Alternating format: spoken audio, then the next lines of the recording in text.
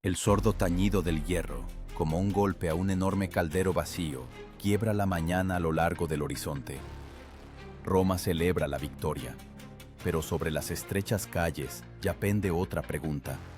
¿Por qué después del triunfo entran en la capital no solo soldados, sino también columnas de personas a quienes nadie llama por su nombre? Polibio escribía sobre tales momentos sin adornos. Después de grandes conquistas, el número de prisioneros podía contarse por cientos de miles, y precisamente ellos se convertían en el fundamento invisible de la riqueza romana. Pero la magnitud después del horror de las 3 guerras púnicas fue especialmente grave. Las fuentes señalan que, tras la derrota de Cartago, la cantidad de prisioneros superó todo lo que Roma había visto antes.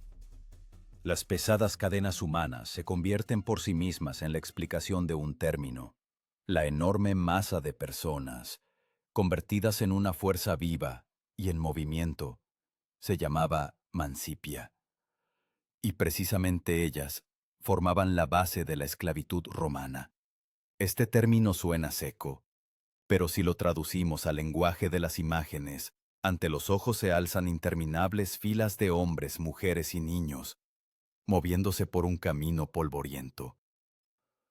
Y cada paso de estas personas se transforma para Roma en un flujo de oro.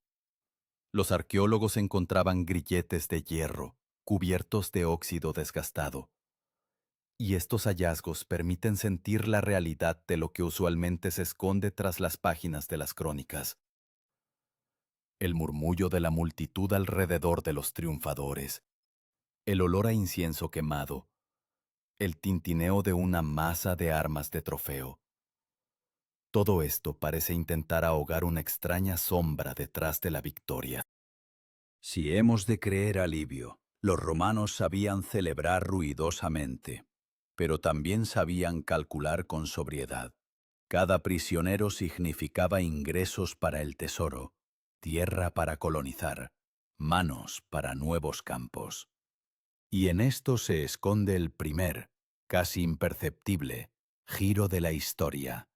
Roma deja de ser una sociedad de terratenientes y se convierte en una sociedad donde el trabajo humano puede comprarse por toneladas. Pero aquí surge otra pregunta que inquieta. ¿Qué sucede con la economía de un Estado donde la victoria no trae libertad, sino 100.000 nuevos trabajadores sin derechos?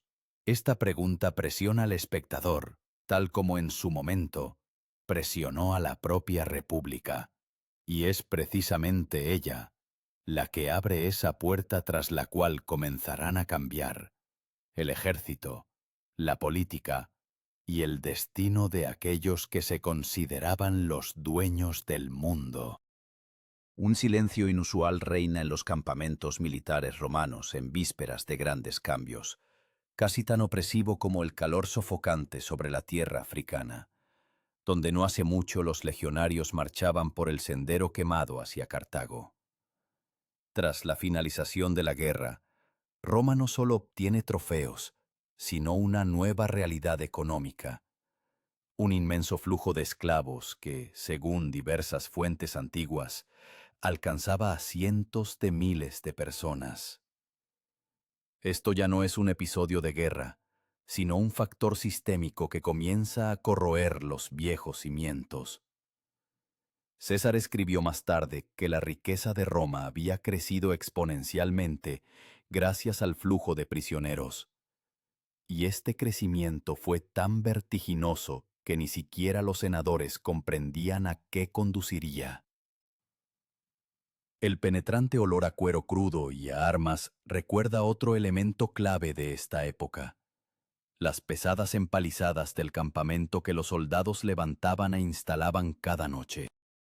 Se les llamaba balos, terraplenes, y las secciones móviles de madera que los legionarios llevaban consigo para fortificar posiciones se denominaban plauto. Este término suena seco, pero si se ve a través de una imagen, se asemeja a muros portátiles que el legionario arrastra consigo con la misma inevitabilidad que su propia sombra. El peso de una sección así podía alcanzar varias decenas de kilogramos, y los hallazgos arqueológicos de clavos, estacas y restos de estructuras de campamento confirman la minuciosidad de la escuela de ingeniería romana. Pero detrás de estos detalles de ingeniería se esconde algo más inquietante. Dado que el número de esclavos después de las guerras púnicas aumentó a una escala sin precedentes, la economía rural romana cambió su faz casi instantáneamente. Livio escribió que los grandes terratenientes comenzaron a comprar tierras a los pequeños agricultores, ya que con la mano de obra barata de cientos de esclavos podían transformar los campos en gigantescas empresas de producción. Así aparecen los llamados latifundios, enormes propiedades que terratenientes experimentados transforman en máquinas para la producción de grano, vino y aceite de oliva. Si imaginamos este sistema de forma figurada, el latifundio es como una enorme bellota que rompe el viejo sistema republicano desde dentro. Crece demasiado rápido, oprime a los vecinos, acapara todo el espacio. Y aquí es importante comprender cómo esta transformación golpeó al ejército de Roma.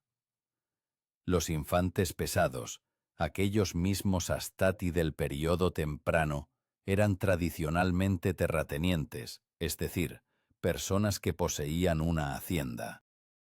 Pero cuando la tierra comienza a confluir hacia los ricos, los pequeños agricultores pierden terreno no solo bajo sus pies, sino también bajo su posición social. Ya no pueden servir como soldados ciudadanos de pleno derecho, porque no tienen suficientes recursos para mantenerse durante las campañas. Y este proceso no es una teoría, se confirma con inscripciones epigráficas que muestran la disminución del número de propietarios individuales de parcelas de tierra.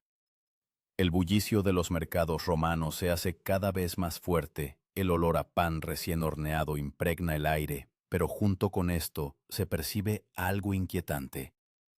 La brecha entre ricos y pobres crece demasiado rápido. El historiador Goldsworthy escribió que esta estratificación fue el inicio imperceptible de una crisis que más tarde socavaría la estabilidad política de la República. El mundo que ayer parecía sólido, ahora se resquebraja como madera reseca, por ahora invisiblemente, pero de forma inevitable. Y en este contexto de fractura, surge una nueva pregunta, mucho más aguda que el sonido de las cadenas de los prisioneros. ¿Qué sucederá con el ejército del Estado si la base de su reclutamiento, los ciudadanos autónomos, desaparece? Precisamente esta pregunta comenzará a allanar el camino para cambios que nadie aún percibía, pero que pronto trastocarían todo el mundo militar romano.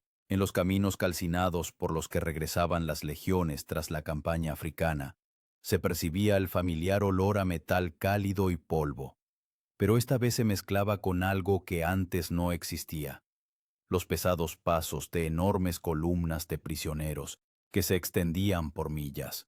Es precisamente de tales detalles que se forja el inicio de la siguiente etapa.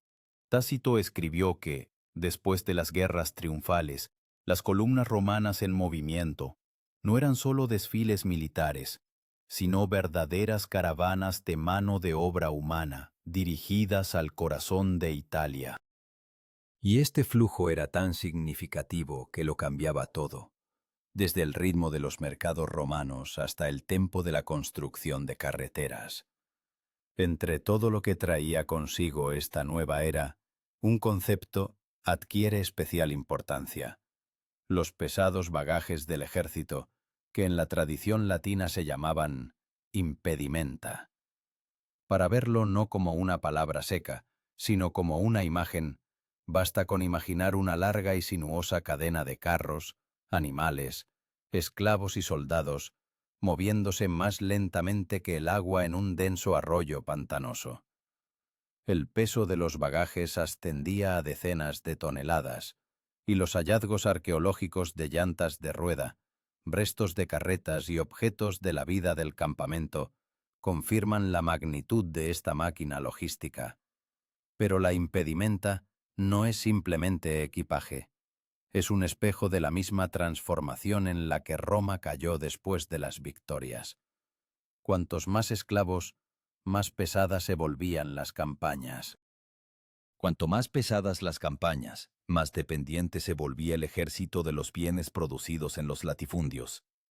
Y así, los infantes, acostumbrados a marchas cortas y una rápida maniobrabilidad, se ven obligados a adaptarse a la voluminosa masa de carretas, moviéndose al ritmo de un buey cansado. César mencionó en varias ocasiones que la velocidad del ejército no depende de los legionarios, sino precisamente de los bagajes.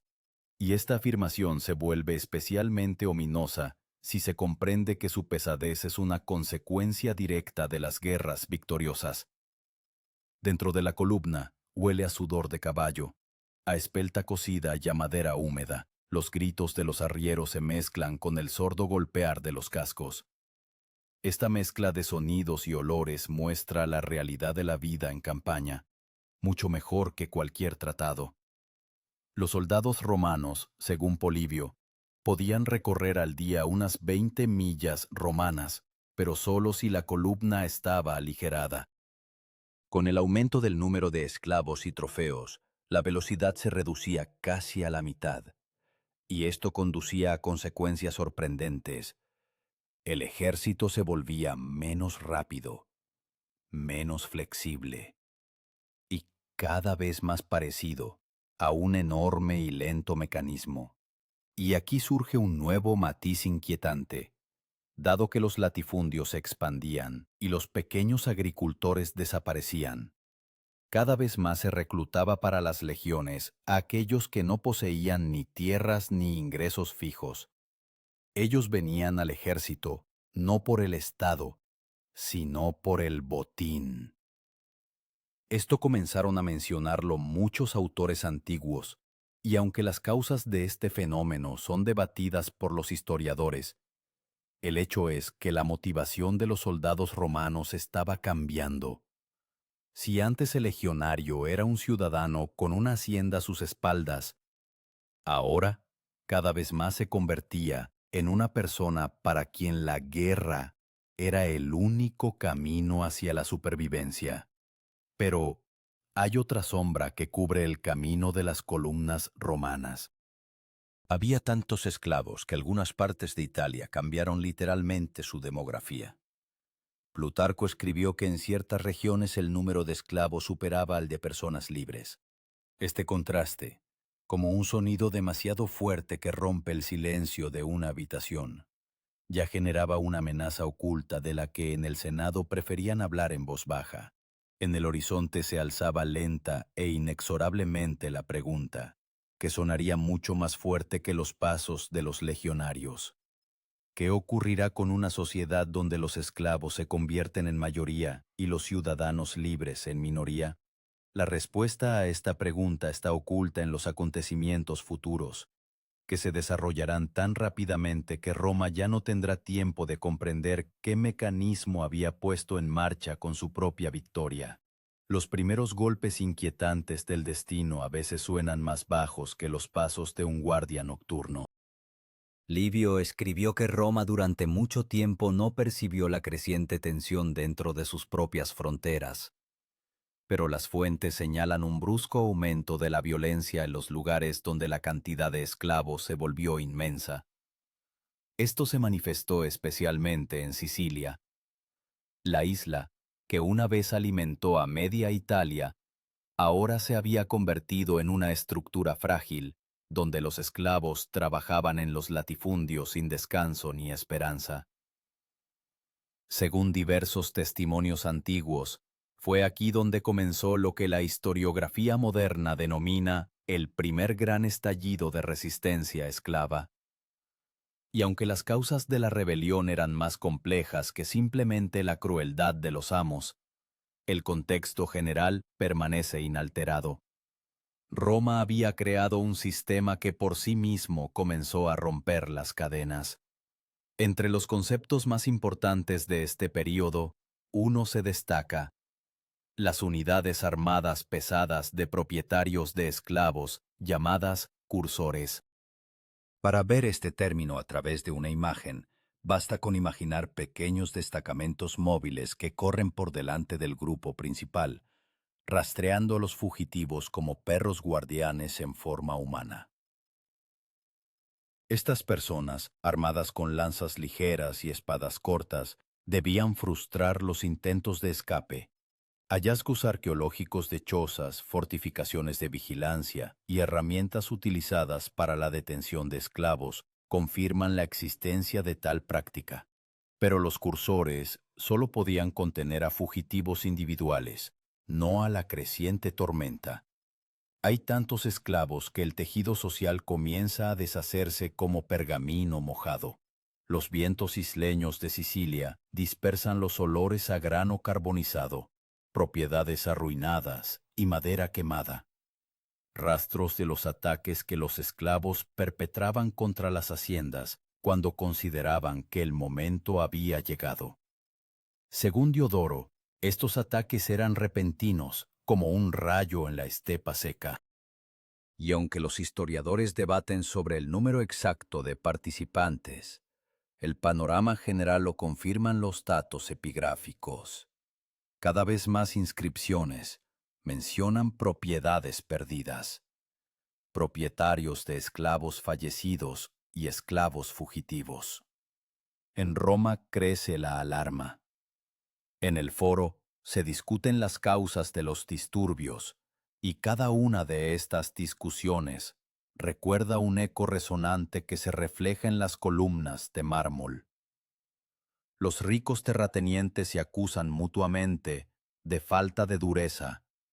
Los senadores debaten sobre la necesidad de nuevas leyes, y los ciudadanos comunes susurran que los esclavos ya constituyen una parte demasiado grande de la población.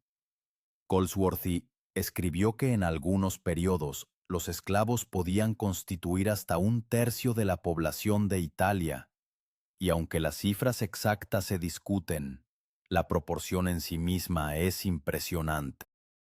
Pero es precisamente en esta tormenta donde comienza a manifestarse otro proceso, mucho más profundo que cualquier revuelta espontánea.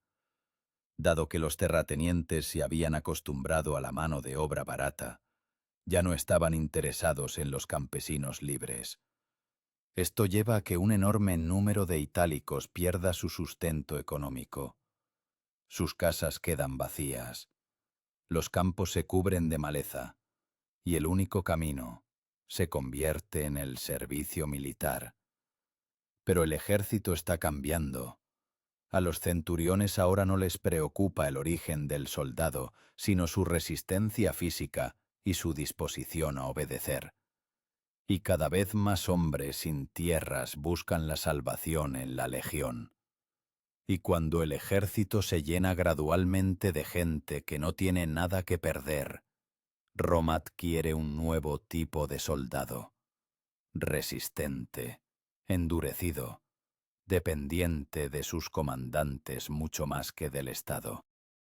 Precisamente tales soldados se convertirán más tarde en la base de la transformación del ejército, de la que escribieron muchos autores antiguos, aunque el inicio mismo de este proceso parecía imperceptible, como un ligero temblor de la tierra antes de un terremoto. Y aquí surge una pregunta que parece pender sobre toda la República. Si la base de la sociedad se convierte en esclavos y la base del ejército en gente arruinada, ¿qué sucederá cuando ambos mundos choquen en un mismo espacio político? La respuesta aún no es visible, pero se acerca tan rápidamente como el viento que precede a la tormenta. El estruendo de los pasos de los legionarios en el campo de entrenamiento de Capua suena como el presagio de una nueva era. El polvo se eleva tan alto que el sol se atenúa, convirtiéndose en un disco pálido. Polibio escribió que la disciplina del ejército romano se basaba en la precisión de cada movimiento, en la costumbre de levantar diariamente un peso comparable al del equipo de combate completo. Pero ahora en el campo de instrucción se encuentran personas de otro origen. Ya no son pequeños terratenientes que partían a la campaña, dejando atrás su casa y su campo. son aquellos que lo han perdido todo, víctimas de la concentración de la tierra en manos de unos pocos. Sus pasos suenan de otra manera, como si en cada golpe del talón contra el suelo se oyera una súplica por el futuro. En este nuevo ejército, un concepto se vuelve especialmente importante: el largo palo de entrenamiento para practicar golpes que los combatientes usaban a diario. Se llamaba rudis, pero también se puede ver a través de una imagen. Es como una pesada sombra de madera de la futura espada Gladius, que el recluta debía levantar cientos de veces hasta que sus manos comenzaran a arder como hierro al rojo vivo. Los arqueólogos encontraron herramientas de entrenamiento similares en los territorios de antiguos campamentos, y su peso confirma las palabras de los autores antiguos. La rudis era más pesada que el arma real, para que al combatiente le pareciera más ligera en una batalla real. Sin embargo, lo más importante no es el entrenamiento en sí, sino quién sostiene ahora la rudis en sus manos. Estas personas, que llegaron al ejército no por deber, sino por pobreza, cambian gradualmente su propia naturaleza.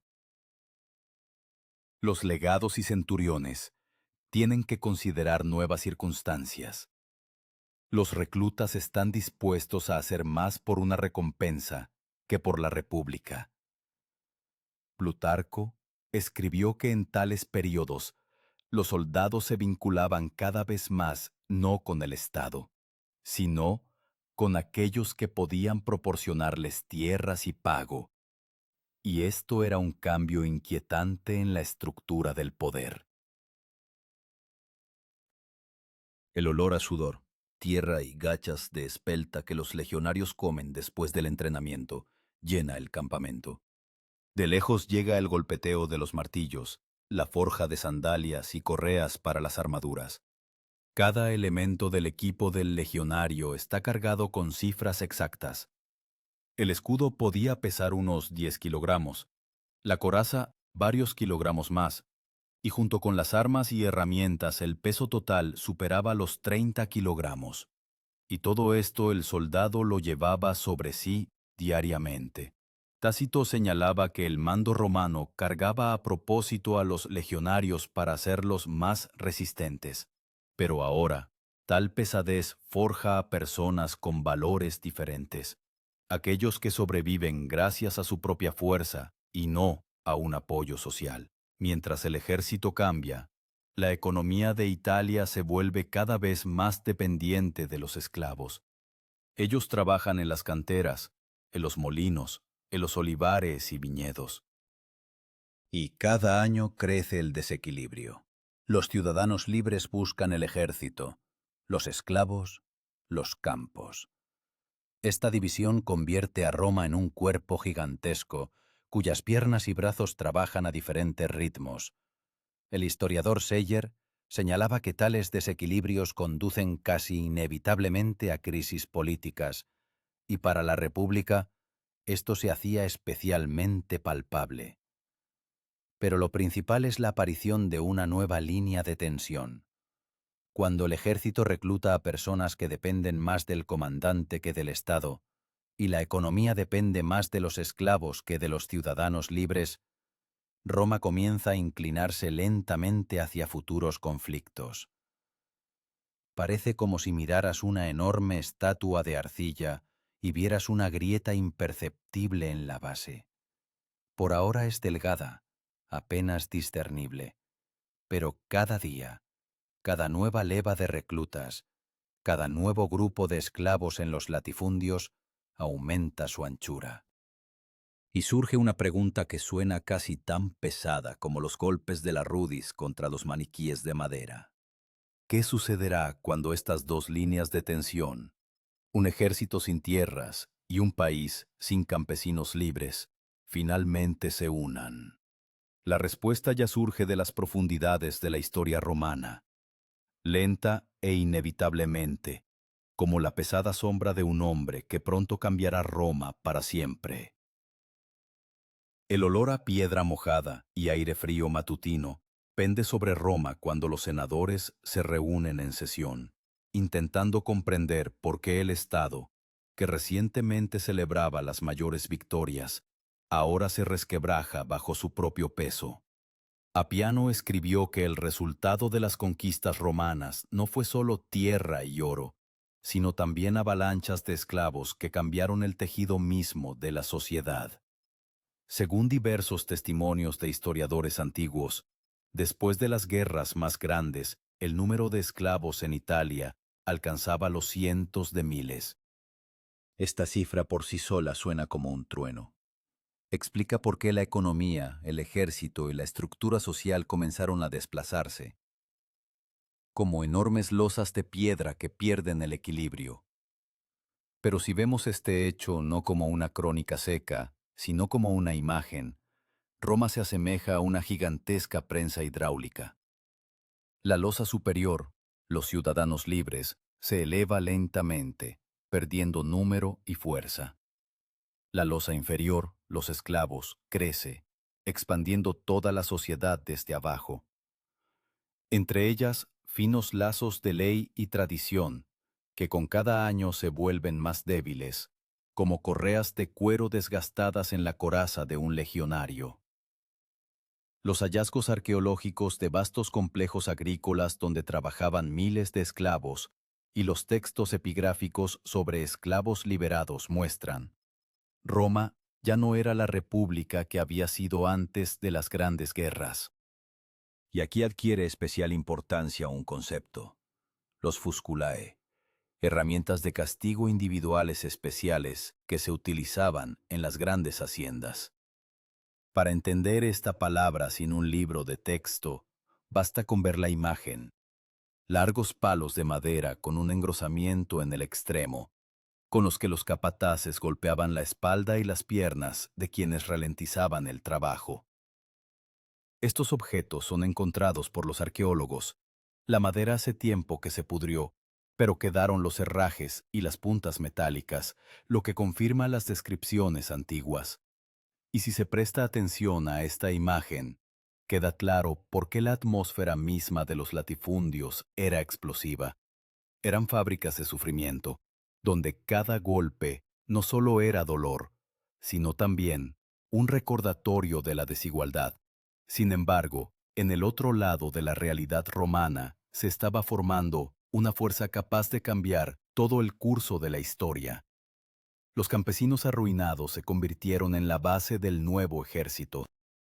Sus pesados pasos por el terreno accidentado se oyen casi físicamente. Bajo sus pies, piedras; en la mano, 30 kilogramos de equipo; en la cabeza, la idea de que si son lo suficientemente leales al comandante, podrán obtener tierras después del servicio. Precisamente esta transformación fue descrita por César y Plutarco. Los soldados comienzan a vincular su destino no con el Estado, sino con aquellos que pueden darles un futuro.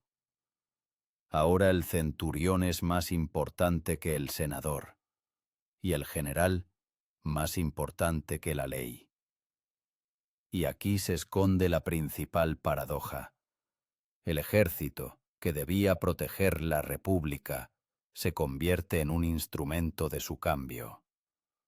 El poder político fluye lentamente hacia quienes comandan las legiones. Porque ahora los legionarios son personas que ya no tienen hogar, campo, hacienda. Su hogar es la tienda de campaña. Su campo es el camino.